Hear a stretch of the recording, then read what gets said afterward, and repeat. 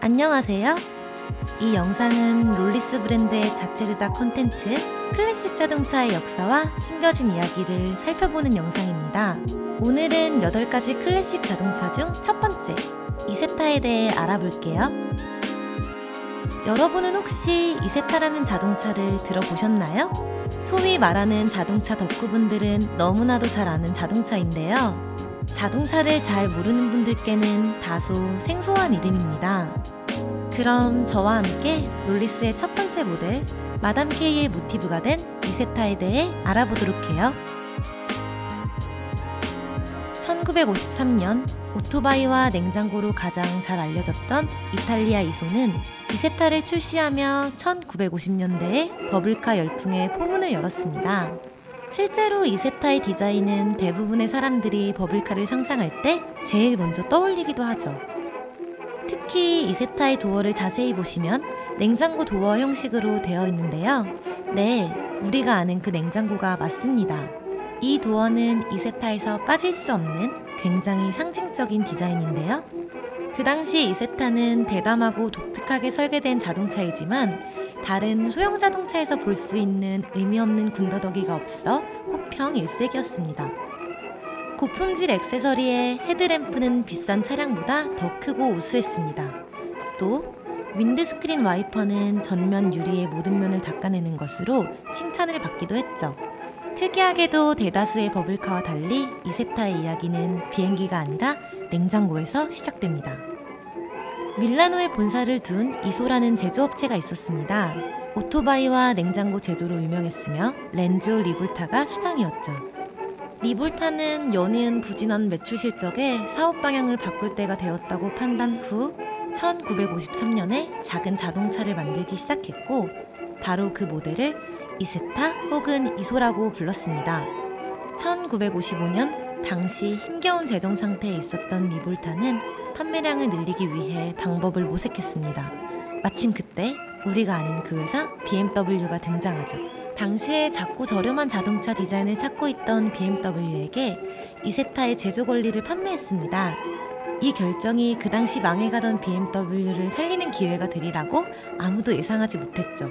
그렇게 BMW가 가져간 이세타는 자국 독일에서 엄청난 대박을 쳤습니다.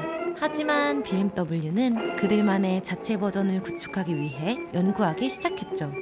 당시 BMW는 메르세데스와 같은 고급 자동차 시장에서 경쟁하려고 노력 중이었으며 힘든 시기를 겪고 있었습니다. 그러나 정작 BMW의 주요 수입원은 1920년대 후반부터 판매된 R시리즈 오토바이였습니다. 이를 이용해 BMW는 현명하게 아이디어를 냈죠. 모든 국내 시장 BMW 이세타는 뒷바퀴가 밀접한 사륜차였지만 BMW는 해외 시장을 겨냥한 3륜차를 만들었습니다. 이세타 버전의 R25 3륜 오토바이에서 공냉식 단일 실린더 4행정 엔진을 12마력으로 장착했습니다. 1956년 수출용 모델로 295cc 엔진이 도입되어 이세타에 300이라는 이름을 붙였습니다. 차체 스타일에도 변화가 있었으며 특히 이전과 다른 모양의 슬라이딩 윈도우가 도입되었습니다. 성인 2명 또는 성인 1명과 어린이 2명이 편안하게 앉을 수 있으며 일부 수화물 공간도 있었죠. 1957년 4인승 BMW 이세타 버전이 소개되었습니다. 뒷좌석에 대한 접근은 오른쪽 뒷문을 통해 이루어지고 585cc 엔진을 장착한 버전의 600이었습니다. 이때부터 BMW의 생산 외에도 이세타는 프랑스, 브라질 및 영국에서 라이센스를 받아 제작되기도 했습니다. 이세타를 통해 BMW는 1955년에서 1962년 사이에 무려 16만 8천 대를 판매하는 기록을 갱신합니다. 실제로 이세타는 미국 시장을 뚫은 최초의 BMW 자동차였으며 이세타의 폭발적인 인기로 BMW는 흑자 전환이 되며 다시 살아났죠. 다시 봐도 정말 매력적인 디자인 아닌가요? 이세타에 관한 간략한 설명은 여기까지 하고 이세타에 얽힌 에피소드 중 하나를 소개해드릴게요. 1960년경 프랑크푸르트에서 처음으로 이세타를 시험 주행해본 한 유럽 덕후님의 이야기입니다. 건물이 양쪽에 인접한 좁고 막다른 골목에서 저는 차를 180도 회전시켜야 했습니다. 문제는 이세타 왼쪽 기어 변속과 거꾸로 된 변속 패턴 때문에 후진 방법을 알 수 없었어요.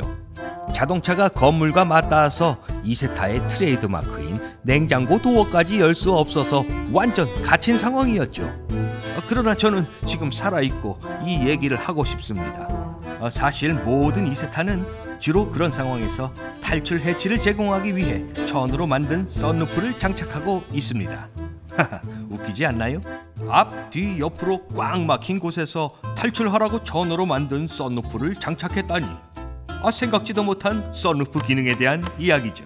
또 하나의 에피소드를 들려드리자면 매우 특별한 방식으로 개조된 이세타 2대가 있습니다. 왜 개조됐던 걸까요? 이 2대의 이세타는 독일의 베를린 장벽이 붕괴되기 전 독일이 동서로 분열되었을 때 베를린으로 국경을 넘어 난민들을 밀수하는 데 사용되었습니다. 이세타는 매우 작기 때문에 검문소에서 경비원이 조사하지 않는 편이었습니다. 아무도 그 작은 차 안에 난민을 숨길 수 없다고 생각한 거죠. 2대의 사륜식 이세타는 숨겨진 승객을 태우기 위해 개조되었습니다. 공기 유도 및 가열 시스템을 제거하고 배기관을 다시 배선하고 후면 흙바지를 제거하고 합판으로 늘어선 금속 프레임을 설치하여 난민을 숨겼습니다. 개조된 2대의 이세타 중 하나는 6번의 탈출에 기여하고 다른 하나는 3번의 탈출에 기여했지만 결국 발각됩니다.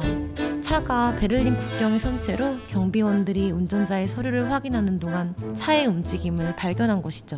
차가 분해됐고 난민과 운전자 모두 체포되었습니다. 나머지 이세타는 현재 베를린의 체크포인트 찰리 뮤지엄에 전시되어 있습니다. 자, 오늘 이세타 관련 준비한 내용은 여기까지인데요. 어떠셨나요? 시청하시는 분들이 클래식 자동차들에 대해 조금이라도 더 알고 가시는 게 있었으면 합니다. 시청한 영상이 괜찮으셨다면 좋아요와 구독 부탁드려요. 그럼 다음 히스토리 시리즈에서 뵙겠습니다.